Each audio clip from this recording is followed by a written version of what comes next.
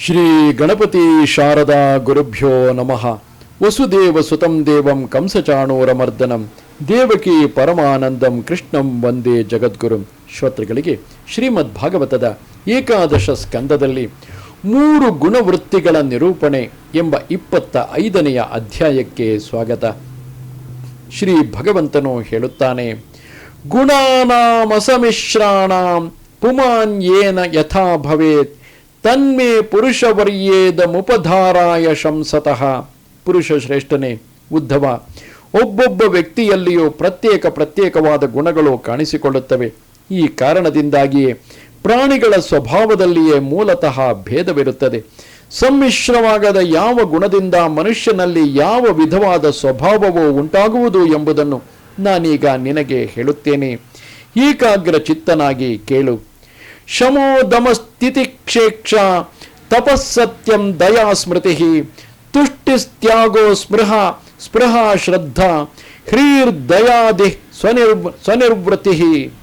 ಶಮ ಅಂದರೆ ಮನೋನಿಗ್ರಹ, ದಮ ಅಂದರೆ ಇಂದ್ರಿಯ ನಿಗ್ರಹ, ಸಹಿಷ್ಣುತೆ ವಿವೇಕ, ತಪಸ್ಸು ಸತ್ಯನಿಷ್ಠೆ, ದಯೆ ಸ್ಮೃತಿ ಅಂದರೆ ಪೂರ್ವಾಪರಾನುಸಂಧಾನ, ಸಂತೋಷ ತ್ಯಾಗ ವಿಷಯೋಪಭೋಗಗಳಲ್ಲಿ ಇಚ್ಛೆಯಿಲ್ಲದಿರುವುದು, ಶ್ರದ್ಧೆ ಲಜ್ಜೆ ಲಜ್ಜೆ ಎಂದರೆ ಪಾಪ ಕಾರ್ಯಗಳನ್ನು ಮಾಡಲು ಸಂಕೋಚ, ಆತ್ಮನಿಷ್ಠೆ ದಾನ ವಿನಯ ಸರಳತೆ ಇವು ಸತ್ವಗುಣದ ವೃತ್ತಿಗಳು. ಕಾಮ ಇಹ ಮದಸ್ತೃಷ್ಣ ಸಂಭಸ್ ಆಶೀರ್ಭಿದಾ ಸುಖಂ ಮದೋತ್ಸಾಹೋ ಯಶಃ ಪ್ರೀತಿರ್ ಹಾಸ್ಯಂ ವೀರ್ಯಂ ಬಲೋದ್ಯಮಃ. ಇಚ್ಛೆ ಪ್ರಯತ್ನ ಮದ ತೃಷ್ಣೆ ಅಂದರೆ ತೃಪ್ತಿ ಇಲ್ಲದಿರುವುದು, ಗರ್ವ ಧನಕ್ಕಾಗಿ ದೇವತೆಗಳಲ್ಲಿ ಪ್ರಾರ್ಥನೆ, ಭೇದ ಬುದ್ಧಿ ವಿಷಯ ಭೋಗ, ಮದವನ್ನು ತೀರಿಸಿಕೊಳ್ಳುವ ಜಗಳ ಕದನಗಳಲ್ಲಿ ಉತ್ಸಾಹ, ಕೀರ್ತಿ ಕಾಮನೆ, ಸ್ತುತಿ ಪ್ರಿಯತೆ, ಹಾಸ್ಯ ಪರಾಕ್ರಮ, ಹಿಡಿದ ಕೆಲಸವನ್ನು ಛಲದಿಂದ ಸಾಧಿಸುವುದು ಇವು ರಜೋಗುಣದ ಪ್ರವೃತ್ತಿಗಳು. ಕ್ರೋಧೋ ಲೋಭೋ ನೃತಂ ಹಿಂಸಾ ಯಾಜ್ಞ ದಂಭ ಕ್ಲಮಃ ಕಲಿಹಿ ಶೋಕ ಮೋಹೋ ವಿಷಾದಾರ್ಥಿ ನಿದ್ರಾಶಾ ಭೀರನುದ್ಯಮಃ. ಕ್ರೋಧ ಅಂದರೆ ಅಸಹಿಷ್ಣುತೆ, ಲೋಭ ಸುಳ್ಳುತನ, ಹಿಂಸೆ ಯಾಚನೆ, ಡಂಭಾಚಾರ ವ್ಯರ್ಥವಾದ ಶ್ರಮ, ಜಗಳ, ಶೋಕ ಮೋಹ ವಿಷಾದ ದೈನ್ಯ, ಅತಿ ನಿದ್ರೆ, ಆಶೆ ಭಯ ಜಡತ್ವ ಇವು ತಮೋಗುಣದ ವೃತ್ತಿಗಳು. ಉದ್ಧವ, ಹೀಗೆ ನಾನು ನಿನಗೆ ಸತ್ವಗುಣ ರಜೋಗುಣ ತಮೋಗುಣಗಳು ಪ್ರತ್ಯೇಕವಾಗಿ ಅಧಿಕಾಂಶವಿರುವ ವ್ಯಕ್ತಿಗಳ ವೃತ್ತಿಯನ್ನು ವರ್ಣಿಸಿ ಹೇಳಿದ್ದೇನೆ. ಉಳಿದ ವೃತ್ತಿಗಳನ್ನು ಹೀಗೆಯೇ ಊಹಿಸಬೇಕು. ಇನ್ನು ಸಮ್ಮಿಶ್ರ ಗುಣಗಳಿರುವವರ ವೃತ್ತಿಗಳನ್ನು ಹೇಳುವೆನು ಕೇಳು. ಸನ್ನಿಪಾತಸ್ತ್ವಹಮಿತಿ ಮಮೇತ್ಯುದ್ಧವ ಮಾಯಾಮತಿ ವ್ಯವಹಾರ ಸನ್ನಿಪಾತೋ ಮನೋಮಾತ್ರೇಂದ್ರಿಯಾಸುಭಿಹಿ. ಪ್ರಿಯ ಸಖನೆ, ನಾನು ನನ್ನದು ಎಂಬ ಅಭಿಮಾನದಿಂದ ಕೂಡಿರುವ ಬುದ್ಧಿಯಲ್ಲಿ 3 ಗುಣಗಳ ಮಿಶ್ರಣವೂ ಇರುತ್ತದೆ. ಗುಣತ್ರಯ ಸಮ್ಮಿಶ್ರಣದ ಸಮಸ್ತ ವ್ಯವಹಾರವು ಮನಸ್ಸು, ತನ್ಮಾತ್ರೆಗಳು, ಇಂದ್ರಿಯಗಳು ಮತ್ತು ಪ್ರಾಣಗಳು ಇವುಗಳ ಮೂಲಕವಾಗಿ ನಡೆಯುತ್ತವೆ. ಧರ್ಮೇ ಚಾರ್ಥೇ ಚ ಕಾಮೇ ಚ ಯದಾಸೌ ಪರಿನಿಷ್ಠಿತಃ ಗುಣಾನಾಂ ಸನ್ನಿಕರ್ಷೋಯಂ ಶ್ರದ್ಧಾರತಿ ಧನಾವಹಃ. ಮಾನವನು ಧರ್ಮಾರ್ಥ ಕಾಮಗಳಲ್ಲಿ ಸಂಲಗ್ನನಾದಾಗ ಸತ್ವಗುಣದಿಂದ ಶ್ರದ್ಧೆಯು, ರಜೋಗುಣದಿಂದ ಆಸಕ್ತಿಯು, ತಮೋಗುಣದಿಂದ ಧನವು ಪ್ರಾಪ್ತವಾಗುತ್ತವೆ. ಇದು ಕೂಡ ಗುಣಗಳ ಮಿಶ್ರಣವೇ ಆಗಿದೆ. ಪ್ರವೃತ್ತಿ ಲಕ್ಷಣೇ ನಿಷ್ಠಾ ಪುಮಾನ್ಯರ್ಹಿ ಗೃಹಾಶ್ರಮೇ ಸ್ವಧರ್ಮೇ ಚಾನುತಿಷ್ಠೇತ ಗುಣಾನಾಂ ಸಮಿತಿರ್ಹಿಸ. ಯಾವಾಗ ಮನುಷ್ಯನು ಪ್ರವೃತ್ತಿ ಮಾರ್ಗ ಲಕ್ಷಣಗಳಾದ ಕಾಮ್ಯ ಕರ್ಮಗಳಲ್ಲಿಯೂ ಗೃಹಸ್ಥಾಶ್ರಮದಲ್ಲಿಯೂ ಸ್ವಧರ್ಮಾಚರಣೆಯಲ್ಲಿಯೂ ಆಸಕ್ತಿ ಉಳ್ಳವನಾಗಿರುವನೋ ಆಗ ಅವನಲ್ಲಿ ಗುಣತ್ರಯಗಳ ಸಮ್ಮಿಶ್ರವಿರುವುದೆಂದು ತಿಳಿಯಬೇಕು. ಪುರುಷಂ ಸತ್ವ ಸಂಯುಕ್ತ ಮನುಮೀಯ ಕ್ಷಮಾದಿಭಿ ಕಾಮಾದಿಭಿ ರಜೋಯುಕ್ತಂ ಕ್ರೋಧಾದ್ಯೈಸ್ತಮಸಾಯುತಂ. ಮಾನಸಿಕವಾದ ಶಾಂತಿ ಜಿತೇಂದ್ರಿಯತೆ ಇತ್ಯಾದಿ ಗುಣಗಳಿಂದ ಸತ್ವಗುಣ ಪ್ರಧಾನನಾದ ಪುರುಷನನ್ನು, ಕಾಮಾದಿ ಗುಣಗಳಿಂದ ರಜೋಗುಣಯುಕ್ತನಾದ ಪುರುಷನನ್ನು, ಕ್ರೋಧಾದಿ ಗುಣಗಳಿಂದ ತಮೋಗುಣಯುಕ್ತನಾದ ಪುರುಷನನ್ನು ಗುರುತಿಸಬೇಕು. ಯದಾ ಭಜತಿ ಮಾಂ ಭಕ್ತ್ಯಾ ನಿರಪೇಕ್ಷ ಸ್ವಕರ್ಮಭಿಃ ತಂ ಸತ್ವ ಪ್ರಕೃತಿಂ ವಿದ್ಯಾತ್ ಪುರುಷಂ ಸ್ತ್ರೀಯಮೇವವ. ಪುರುಷನಾಗಲಿ ಸ್ತ್ರೀಯಾಗಲಿ ಯಾರು ನಿಷ್ಕಾಮ ಭಾವದಿಂದ ತಮ್ಮ ನಿತ್ಯ ನೈಮಿತ್ತಿಕ ಕರ್ಮಗಳ ಮೂಲಕವಾಗಿ ನನ್ನನ್ನು ಆರಾಧಿಸುವರೋ ಅಂತಹವರನ್ನು ಸಾತ್ವಿಕರೆಂದು ತಿಳಿಯಬೇಕು. ಯದಾ ಆಶಿಷ ಆಶಾಸ್ಯ ಮಾಂ ಭಜೇತ ಸ್ವಕರ್ಮಭಿಃ ತಂ ರಜಃ ಪ್ರಕೃತಿಂ ವಿದ್ಯಾ ದೀಂಸಾಮಾಶ್ಯಾಸ್ಯ ತಾಮಸಂ. ಯಾವನು ಫಲಕಾಮನಾಗಿ ನಿತ್ಯ ನೈಮಿತ್ತಿಕ ಕರ್ಮಗಳ ಮೂಲಕವಾಗಿ ನನ್ನನ್ನು ಆರಾಧಿಸುವನೋ ಅವನು ರಜೋಗುಣಿ ಎಂದು ತಿಳಿಯಬೇಕು. ಇತರರ ವಿನಾಶವನ್ನು ಆಶಿಸಿ ನನ್ನನ್ನು ಆರಾಧಿಸತಕ್ಕವನು ತಮೋಗುಣಿ ಎಂದು ತಿಳಿಯಬೇಕು. ಸತ್ವಂ ರಜಸ್ತಮಗಿತಿ ಗುಣ ಜೀವಸ್ಯ ನೈವಮೇ ಚಿತ್ತಜಾಯೈಸ್ತು ಭೂತಾನಾಂ ಸಜ್ಜಮಾನೋ ನಿಬಧ್ಯತೆ. ಸತ್ವ ರಜಸ್ತಮೋ ಗುಣಗಳ ಕಾರಣವು ಜೀವಿಯ ಚಿತ್ತವಾಗಿದೆ. ಈ ಗುಣಗಳಿಗೂ ನನಗೂ ಯಾವ ಸಂಬಂಧವೂ ಇಲ್ಲ. ಮನಸ್ಸಿನಲ್ಲಿ ಹುಟ್ಟಿಕೊಳ್ಳುವ ಈ 3 ಗುಣಗಳ ಮೂಲಕವಾಗಿ ಜೀವನು ಶರೀರದ ಮೇಲೆ ಅಥವಾ ಧನಾದಿಗಳ ಮೇಲೆ ಆಸಕ್ತಿಯನ್ನು ಹೊಂದಿ ಬಂಧನದಲ್ಲಿ ಸಿಕ್ಕಿ ಹಾಕಿಕೊಳ್ಳುತ್ತಾನೆ. ಯದೇತರೋ ಜಯತ್ಸತ್ವಂ ಭಾಸ್ಕರಂ ವಿಶದಂ ಶಿವಂ ತದಾ ಸುಖೇನ ಯುಜ್ಯೇತ ಧರ್ಮಜ್ಞಾನಾದಿಭಿಃ ಪುಮಾನ್. ಪ್ರಕಾಶಕವು ನಿರ್ಮಲವು ಮತ್ತು ಶಾಂತವೂ ಆದ ಸತ್ವಗುಣವು ಇತರ ರಜಸ್ತಮೋ ಗುಣಗಳನ್ನು ಜಯಿಸಿದಾಗ ಮನುಷ್ಯನು ಸುಖ ಶಾಂತಿಗಳನ್ನು ಧರ್ಮ ಜ್ಞಾನಗಳನ್ನು ಪಡೆದುಕೊಳ್ಳುತ್ತಾನೆ. ಯದಾ ಜಯೇತ್ತಮಸ್ಸತ್ವಂ ರಜಸ್ಸಂಗಂ ವಿದ್ವಿಧಾಚಲಂ ರಜಸ್ಸಂಗಂ ಭಿದಾಚಲಂ ತದಾ ದುಃಖೇನ ಯುಜ್ಯೇತ ಕರ್ಮಣ ಯಶಸಾಶ್ರಿಯ. ಭೇದ ಬುದ್ಧಿಗೆ ಕಾರಣವಾದ ಆಸಕ್ತಿ ಮತ್ತು ಪ್ರವೃತ್ತಿಗಳೇ ಸ್ವಭಾವವಾಗಿರುವ ರಜೋಗುಣವು ಸತ್ವ ತಮೋಗುಣಗಳನ್ನು ಜಯಿಸಿದಾಗ ಮನುಷ್ಯನಿಗೆ ದುಃಖವು ಕರ್ಮಗಳಲ್ಲಿ ಆಸಕ್ತಿಯು ಉಂಟಾಗುತ್ತದೆ. ಇದರ ಫಲವಾಗಿ ಯಶಸ್ಸು ಐಶ್ವರ್ಯವು ಲಭಿಸುತ್ತವೆ.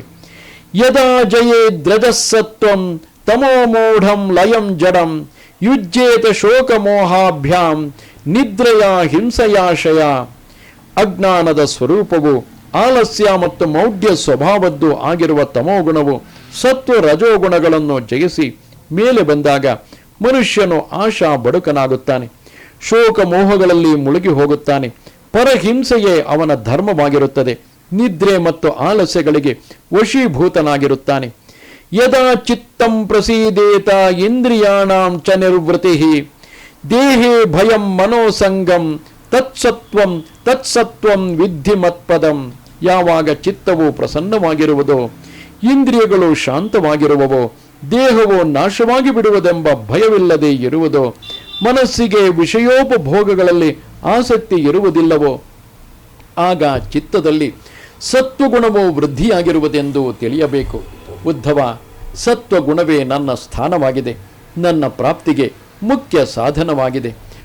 ವಿಕುರ್ವನ್ ಕ್ರಿಯೆಯಾಚಾಧೀರನಿವೃತ್ತಿಶ್ಚ ಚೇತಸಾಂ ಗಾತ್ರ ಸ್ವಾಸ್ಥ್ಯಂ ಮನೋಭ್ರಾಂತಂ ರಜಃ ಏತೈರ್ನಿಶಾಮಯ.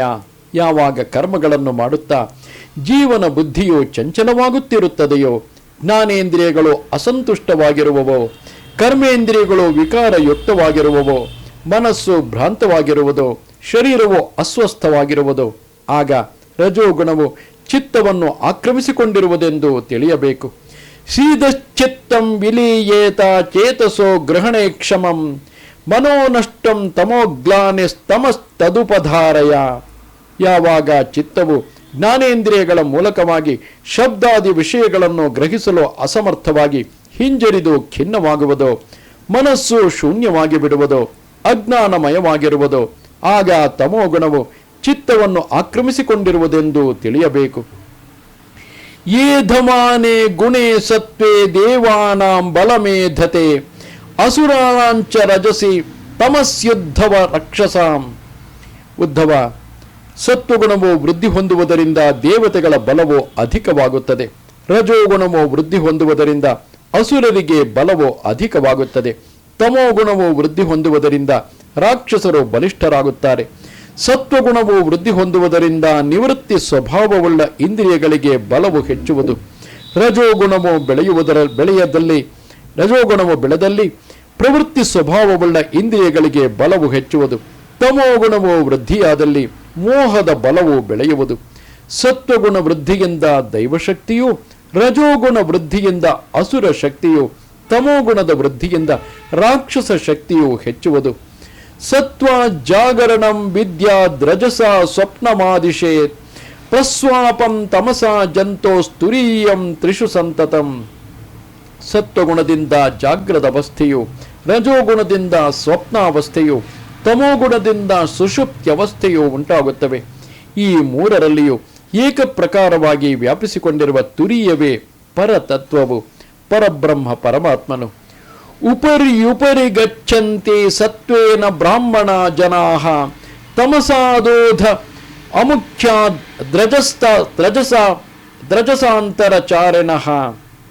ಪುಣ್ಯಶೀಲರಾದ ಬ್ರಾಹ್ಮಣರು ಸತ್ವಗುಣದ ಮೂಲಕವಾಗಿ ಉತ್ತರೋತ್ತರವಾಗಿ ಉತ್ತಮ ಲೋಕಗಳಿಗೆ ಹೋಗುತ್ತಾರೆ. ತಮೋಗುಣದ ಮೂಲಕವಾಗಿ ಜೀವಿಗಳು ವೃಕ್ಷಾದಿ ಪರ್ಯಂತವಾದ ಅಧೋಗತಿಯನ್ನು ಹೊಂದುತ್ತಾರೆ. ರಜೋಗುಣದಿಂದ ಮಧ್ಯವರ್ತಿಯಾದ ಮನುಷ್ಯ ಜನ್ಮವು ಪ್ರಾಪ್ತವಾಗುತ್ತದೆ. ಸತ್ವೇ ಪ್ರಲಿನಾ ಸ್ವರ್ಯಾಂತಿ ನರಲೋಕಂ ರಜೋಲಯಾಃ ತಮೋಲಯಾಸ್ತು ನಿರಯಂ ಯಾಂತಿ ಮಾಮೇವ ನಿರ್ಗುಣಾಃ. ಸತ್ವಗುಣವು ವೃದ್ಧಿಯಾಗಿದ್ದಾಗ ಯಾರು ಮರಣ ಹೊಂದುವರೋ ಅವರು ಸ್ವರ್ಗಕ್ಕೆ ಹೋಗುತ್ತಾರೆ. ರಜೋಗುಣವು ವೃದ್ಧಿಯಾಗಿದ್ದಾಗ ಮರಣ ಹೊಂದಿದವರು ಪುನಃ ಮನುಷ್ಯ ಲೋಕದಲ್ಲೇ ಹುಟ್ಟುತ್ತಾರೆ. ತಮೋಗುಣವು ವೃದ್ಧಿಸಿದಾಗ ಮರಣ ಹೊಂದಿದವರು ನರಕಕ್ಕೆ ಹೋಗುತ್ತಾರೆ. ಯಾರು ತ್ರಿಗುಣಾತೀತನಾಗಿ ಜೀವನ್ಮುಕ್ತರಾಗಿರುವರೋ ಅಂತಹವರು ನನ್ನನ್ನೇ ಸೇರುತ್ತಾರೆ. ಮದರ್ಪಣಂ ನಿಷ್ಫಲಂ ವಾ ಸಾತ್ವಿಕಂ ನಿಜ ಕರ್ಮ ತತ್ ರಾಜಸಂ ಫಲಸಂಕಲ್ಪಂ ಹಿಂಸಾ ಪ್ರಾಯಾದಿ ತಾಮಸಂ. ಕೇವಲ ನನ್ನ ಪ್ರೀತ್ಯರ್ಥವಾಗಿ ನಿಷ್ಕಾಮನೆಯಿಂದ ಮಾಡುವ ನಿತ್ಯ ನೈಮಿತ್ತಿಕ ಕರ್ಮಗಳು ಸಾತ್ವಿಕ ಕರ್ಮಗಳೆನಿಸುತ್ತವೆ. ಫಲಾಪೇಕ್ಷೆಯಿಂದ ಮಾಡುವ ನಿತ್ಯ ನೈಮಿತ್ತಿಕ ಕರ್ಮಗಳು ರಾಜಸ ಕರ್ಮಗಳು. ಮತ್ತೊಬ್ಬರ ವಿನಾಶಕ್ಕಾಗಿ ಮಾಡುವ ಹಿಂಸೆಯೇ ಪ್ರಧಾನವಾದ ಕರ್ಮಗಳು ತಾಮಸ ಕರ್ಮಗಳು. ಕೈವಲ್ಯಂ ಸಾತ್ವಿಕಂ ಜ್ಞಾನಂ ರಜೋ ವೈಕಲ್ಪಿಕಂ ಚಯತ್ ಪ್ರಾಕೃತಂ ತಾಮಸಂ ಜ್ಞಾನಂ ಮನ್ನಿಷ್ಠಂ ನಿರ್ಗುಣಂ ಸ್ಮೃತಂ. ಆತ್ಮನು ದೇಹಾದಿಗಳಿಗಿಂತ ಅತಿರಿಕ್ತನಾದವನೆಂಬ ಜ್ಞಾನವು ಸಾತ್ವಿಕವು. ದೇಹಾದಿಗಳಲ್ಲಿ ಅಭಿಮಾನ ರೂಪವಾದ ಜ್ಞಾನವು ರಾಜಸವು. ದೇಹವೇ ಆತ್ಮವೆಂಬ ಜ್ಞಾನವು ತಾಮಸ ಜ್ಞಾನ. ಈ ಮೂರರಿಂದಲೂ ವಿಲಕ್ಷಣವಾದ ನನ್ನ ಸ್ವರೂಪದ ವಾಸ್ತವಿಕ ಜ್ಞಾನವು ನಿರ್ಗುಣ ಜ್ಞಾನವೆನ್ನಿಸಿಕೊಳ್ಳುತ್ತದೆ. ವನಂತು ಸಾತ್ವಿಕೋ ವಾಸೋ ಗ್ರಾಮೋ ರಾಜಸ ಉಚ್ಯತೆ ತಾಮಸಂ ದ್ಯೂತ ಸದನಂ ಮನ್ನಿಕೇತಂತು ನಿರ್ಗುಣಂ. ಅರಣ್ಯದಲ್ಲಿ ವಾಸ ಮಾಡುವುದು ಸಾತ್ವಿಕವಾದ ವಾಸ, ಗ್ರಾಮದಲ್ಲಿ ವಾಸ ಮಾಡುವುದು ತಾಮಸಿಕ ವಾಸ, ಜೂಜು ಕಟ್ಟೆಗಳಿರುವ ಸ್ಥಳದಲ್ಲಿ ವಾಸ ಮಾಡುವುದು ತಾಮಸಿಕ ವಾಸ. ಭಗವಂತನಾದ ನನ್ನ ಆಲಯದಲ್ಲಿ ವಾಸ ಮಾಡುವುದು ಅಂದರೆ ಭಗವಂತನಾದ ನನ್ನನ್ನೇ ಸಂಪೂರ್ಣವಾಗಿ ಆಶ್ರಯಿಸಿರುವುದು ನಿರ್ಗುಣ ವಾಸ ಎನಿಸಿಕೊಳ್ಳುತ್ತದೆ. ತ್ರಿಗುಣಾತೀತ ಸ್ಥಿತಿಯ ವಾಸ ಎನಿಸಿಕೊಳ್ಳುತ್ತದೆ. ಸಾತ್ವಿಕ ಕಾರಕೋ ಸಂಗೈಃ ಸಾತ್ವಿಕ ಕಾರಕೋ ಸಂಘೇ ರಾಗಾಂಧೋ ರಾಜಸ ಸ್ಮೃತಃ ತಾಮಸ ಸ್ಮೃತಿ ವಿಭ್ರಷ್ಟೋ ನಿರ್ಗುಣೋ ಮದಪಾಶ್ರಯ. ಅನಾಸಕ್ತಿ ಭಾವದಿಂದ ಕರ್ಮಗಳನ್ನು ಮಾಡುವವನು ಸಾತ್ವಿಕ. ಕರ್ಮಗಳಿಂದ ಆಸಕ್ತನಾಗಿ ಫಲಾಪೇಕ್ಷೆಯಿಂದ ಕರ್ಮಗಳನ್ನು ಮಾಡುವವನು ರಾಜಸ. ಪೂರ್ವಾಪರ ವಿವೇಚನೆ ಇಲ್ಲದೆ ವಿಧಿ ನಿಯಮಗಳಿಲ್ಲದೆ ಕರ್ಮ ಮಾಡುವವನು ತಾಮಸ. ಇವರೆಲ್ಲರಿಂದಲೂ ಅತಿರಿಕ್ತನಾಗಿ ನನ್ನನ್ನೇ ಪರಮಾಶ್ರಯನನ್ನಾಗಿ ಭಾವಿಸಿಕೊಂಡು ನಿರಹಂಕಾರದಿಂದ ಕರ್ಮ ಮಾಡುವವನು ನಿರ್ಗುಣ ಕರ್ತೃ. ಸಾತ್ವಿಕ್ಯಾಧ್ಯಾತ್ಮಿಕೇ ಶ್ರದ್ಧಾ ಕರ್ಮ ಶ್ರದ್ಧಾತು ರಾಜಸಿ ತಾಮಸ್ಯ ಧರ್ಮೇ ಯಾ ಶ್ರದ್ಧಾ ಮತ್ಸೇವಾಯಾಂತು ನಿರ್ಗುಣ. ಆತ್ಮಜ್ಞಾನ ವಿಷಯಕವಾಗಿರುವುದು ಸಾತ್ವಿಕ ಶ್ರದ್ಧೆ, ಕರ್ಮ ವಿಷಯಕವಾಗಿರುವುದು ರಾಜಸ ಶ್ರದ್ಧೆ, ಅಧರ್ಮ ಕಾರ್ಯಗಳಲ್ಲಿಯೇ ಶ್ರದ್ಧೆಗಿರುವುದು ತಾಮಸ ಶ್ರದ್ಧೆ, ನನ್ನ ಸೇವೆಯಲ್ಲಿ ಆಸಕ್ತವಾಗಿರುವುದು ನಿರ್ಗುಣ ಶ್ರದ್ಧೆ. ಪಥ್ಯಂ ಪೂತಮಯಾನಾಸ್ತ ಮಾಹಾರ್ಯಂ ಆಹಾರ್ಯಂ ಸಾತ್ವಿಕಂ ಸ್ಮೃತಂ ರಾಜಸಂ ಚೇಂದ್ರಿಯ ಪ್ರೇಷ್ಠಂ ತಾಮಸಂ ಚಾರ್ತಿದಾಶುಚಿ. ಆರೋಗ್ಯದಾಯಕವು, ಪವಿತ್ರವು, ಅನಾಯಾಸವಾಗಿ ದೊರಕುವುದು ಆದ ಆಹಾರವು ಸಾತ್ವಿಕ ಆಹಾರ ಎನಿಸಿಕೊಳ್ಳುತ್ತದೆ. ರಸನೇಂದ್ರಿಯಕ್ಕೆ ರುಚಿಕರವಾದ ಆಹಾರವು ರಾಜಸಾಹಾರ, ದುಃಖಕರವಾದ ಮತ್ತು ಅಪವಿತ್ರವಾದ ಆಹಾರವು ತಾಮಸಾಹಾರ. ನನಗೆ ನಿವೇದಿಸಿದ್ದು ನಿರ್ಗುಣ ಆಹಾರ. ಸಾತ್ವಿಕಂ ಸುಖಮಾತ್ಮೋತ್ಥಂ ವಿಷಯೋತ್ಥಂತು ರಾಜಸಂ ತಾಮಸಂ ಮೋಹದೈನ್ಯೋತ್ಥಂ ನಿರ್ಗುಣಂ ಮದಪಾಶ್ರಯಂ. ಆತ್ಮಜ್ಞಾನದಿಂದ ದೊರಕುವ ಸುಖವು ಸಾತ್ವಿಕ ಸುಖ, ವಿಷಯೋಪಭೋಗಗಳಿಂದ ಪ್ರಾಪ್ತವಾದ ಸುಖವು ರಾಜಸ ಸುಖ, ಅಜ್ಞಾನದಿಂದಲೂ ದೈನ್ಯದಿಂದಲೂ ಪ್ರಾಪ್ತವಾದ ಸುಖವು ತಾಮಸ ಸುಖ, ನನ್ನ ಅನುಗ್ರಹದಿಂದ ಪ್ರಾಪ್ತವಾದ ಶುದ್ಧಾತ್ಮ ಜ್ಞಾನದ ಸುಖವು ನಿರ್ಗುಣ ಸುಖ. ದ್ರವ್ಯಂ ದೇಶ ಫಲಂ ಕಾಲೋ ಜ್ಞಾನಂ ಕರ್ಮ ಚ ಕಾರಕಃ ಶ್ರದ್ಧಾವಸ್ಥಾ ಕೃತಿರ್ನಿಷ್ಠಾ ತ್ರೈಗುಣ್ಯ ಸರ್ವಯೇವ ಹಿ.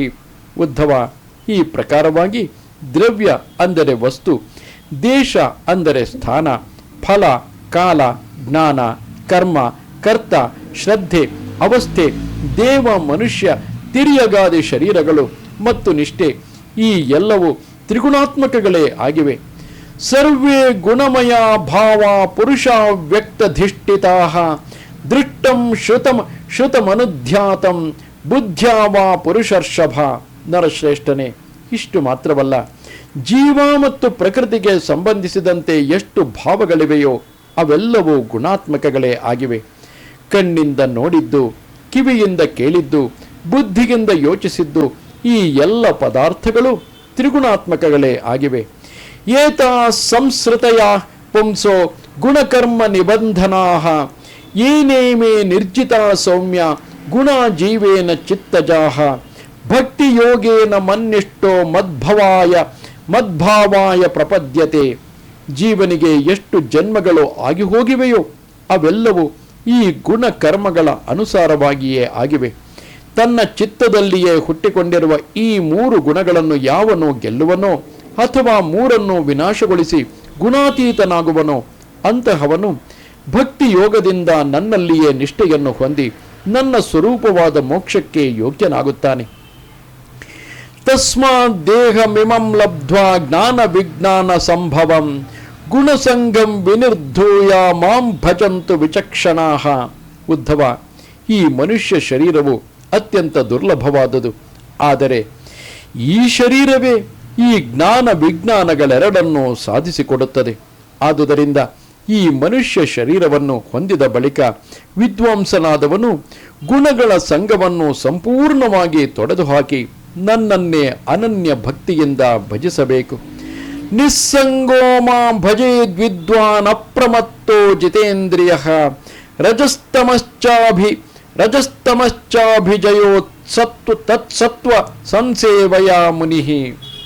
ವಿಚಾರಶೀಲನಾದ ಪುರುಷನು ಜಾಗರೂಕನಾಗಿರುತ್ತಾ ಸತ್ವ ಗುಣವನ್ನೇ ಆಶ್ರಯಿಸುತ್ತಿದ್ದು ರಜೋಗುಣ ತಮೋಗುಣಗಳನ್ನು ಸಂಪೂರ್ಣವಾಗಿ ಜಯಿಸಬೇಕು. ಅವುಗಳನ್ನು ಮನಸ್ಸಿನಿಂದ ಕಿತ್ತು ಹಾಕಬೇಕು. ಇಂದ್ರಿಯಗಳನ್ನು ವಶಪಡಿಸಿಕೊಂಡು ನನ್ನ ಸ್ವರೂಪವನ್ನೇ ಅನುಸಂಧಾನ ಮಾಡುತ್ತಾ ನಿಸ್ಸಂಗವಾಗಿ ನನ್ನನ್ನೇ ಭಜಿಸುತ್ತಿರಬೇಕು. ಸತ್ವಂ ಚಾಭಿಜಯೇದ್ಯುಕ್ತೋ ನೈರಪೇಕ್ಷೇಣ್ಯ ಶಾಂತಧೀಹಿ ಸಂಪದ್ಯತೆ ಗುಣೈರ್ಮುಕ್ತೋ ಜೀವೋ ಜೀವಂ ವಿಹಾಯ ಮಾಂ. ಯೋಗಯುಕ್ತನಾಗಿ ಚಿತ್ತವೃತ್ತಿಯನ್ನು ಶಾಂತಗೊಳಿಸಿ ನಿರಪೇಕ್ಷೆಯ ಮೂಲಕವಾಗಿ ಸತ್ವ ಗುಣವನ್ನು ಜಯಿಸಬೇಕು. ಈ ಪ್ರಕಾರವಾಗಿ ಮೂರು ಗುಣಗಳಿಂದಲೂ ಮುಕ್ತನಾದ ಜೀವನು ತನ್ನ ಜೀವ ಭಾವವನ್ನು ಅಂದರೆ ಲಿಂಗ ಶರೀರವನ್ನು ತೊರೆದು ನನ್ನಲ್ಲಿಯೇ ಸೇರಿ ಹೋಗುತ್ತಾನೆ. ಜೀವೋ ಜೀವ ವಿನಿರ್ಮುಕ್ತೋ ಗುಣೈಶ್ಚಾಶಯ ಸಂಭವೈಃ ಮಯ್ಯೇವ ಬ್ರಹ್ಮಣ ಪೂರ್ಣೋ ನಬರ್ಹಿನಾಂತರಶ್ಚರೇತ್. ಹೀಗೆ ಜೀವನು ಅಂತಃಕರಣದಲ್ಲಿ ಅಭಿವ್ಯಕ್ತವಾಗುವ ಮೂರು ಗುಣಗಳಿಂದಲೂ ಲಿಂಗ ಶರೀರದಿಂದಲೂ ಮುಕ್ತನಾಗಿ ಪರಮಾತ್ಮನಾದ ನನ್ನನ್ನು ಸೇರಿ ಪೂರ್ಣನಾಗುತ್ತಾನೆ. ನನ್ನಲ್ಲಿಯೇ ಸೇರಿ ಹೋಗುವ ಆತನಿಗೆ ಅಂತರ್ವ್ಯಾಪಾರವಾಗಲಿ ಬಹಿರ್ವ್ಯಾಪಾರವಾಗಲಿ ಯಾವುದೂ ಇರುವುದಿಲ್ಲ ಎಂದು ಶ್ರೀಕೃಷ್ಣ ಪರಮಾತ್ಮನು ಉದ್ಧವನಿಗೆ ಹೇಳುವಲ್ಲಿಗೆ ಮಹಾಪುರಾಣವೋ ಪಾರಮಹಂಸ ಸಂಹಿತೆಯೋ ಆಗಿರುವ ಶ್ರೀಮದ್ ಭಾಗವತದಲ್ಲಿ ಏಕಾದಶ ಸ್ಕಂದದ 25ನೆಯ ಅಧ್ಯಾಯವೋ ಮುಗಿಯಿತು. ನಮಸ್ತೆ ಶಾರದೆ ದೇವಿ ಕಾಶ್ಮೀರ ಪುರವಾಸಿನಿ ತ್ವಾಮಹಂ ಪ್ರಾರ್ಥೆಯೇ ನಿತ್ಯಂ ವಿದ್ಯಾದಾನಂಚ ದೇಹಿಮೆ. ನಮಸ್ಕಾರ.